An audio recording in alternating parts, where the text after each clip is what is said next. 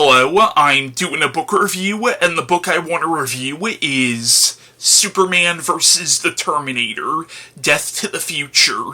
Now, this is a graphic novel written by Alan Grant and illustrated by Steve Pugh and published by DC and Dark Horse Comics. Now, this was first published as a 4-issue limited comic book series between the years 1999 and 2000, and then later on, all 4 issues were collected into one graphic novel or trade paperback. Now, this crosses over the character of Superman, originally created by Jerry Siegel and Joe Shuster, with characters and ideas from the Terminator franchise, which started with the 1984 science fiction classic The Terminator from James Cameron, and its 1991 sequel Terminator 2, which in some ways became even more of a classic than the first one. Now, at the time this comic came out, there was only Terminator 1 and 2, but there was a series of Terminator comics which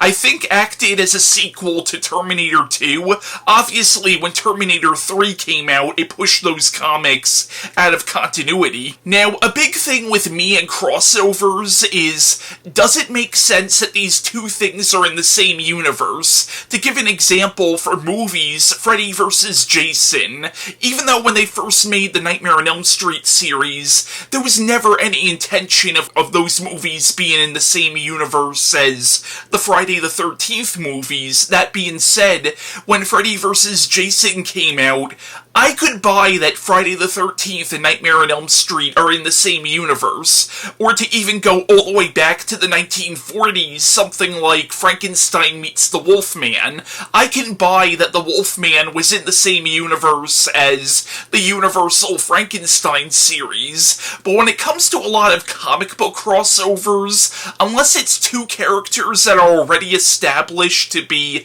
in the same universe, really, you have to look at them as being non-canon with either franchise. Example, the Batman and Spawn crossovers. Those are clearly two separate universes, and you kind of have to look at those crossovers as, again, not being in either continuity. Or the Superman vs. Aliens comics, or the Batman vs. Aliens comics. Again, you really have to look at those stories as being purely standalone, and it's the same thing with this one. The issue here is, even if you look at this as purely a standalone comic, this comic really does not integrate the two franchises well at all. So, the plot of Superman vs. the Terminator is we follow Sarah and John Connor as they're on the run. Presumably, events similar to what happened in the first two Terminator movies happened in the universe of this comic, but again, as far as I'm concerned, this is a completely different continuity. But basically, while they're hiding out in Metropolis, they get attacked by Terminators from the future.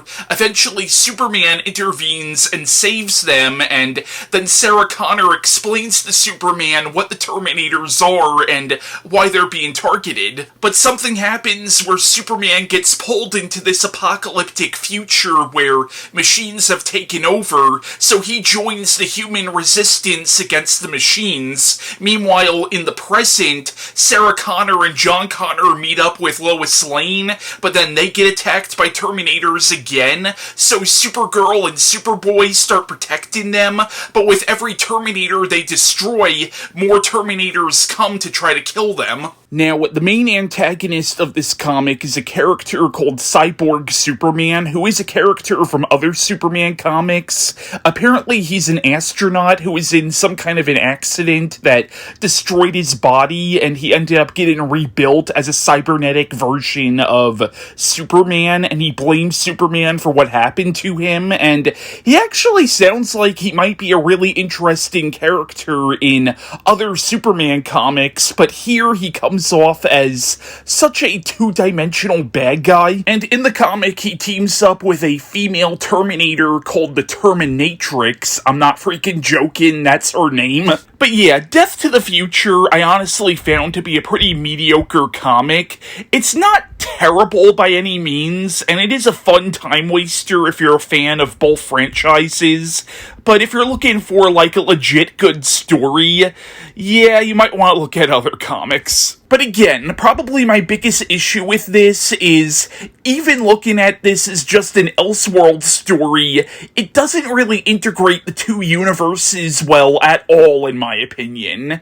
At least in my opinion. Like, at one point, Cyborg Superman has to leave information about Superman for Skynet to find in the future, but it's like, how the fuck come Skynet didn't already know about Superman? I mean, Superman's literally an alien being with godlike powers. You would think something like that would be left in the history books, even by this apocalyptic future, and there would probably be computerized documents that Skynet would be able to look up. And even when Sarah Connor first meets Superman, she acts like she doesn't know who this guy is. Also, I gotta talk about John Connor in this. This is not the same character that Edward Furlong played in Terminator 2. The John Connor of Terminator 2 would have beat this kid up.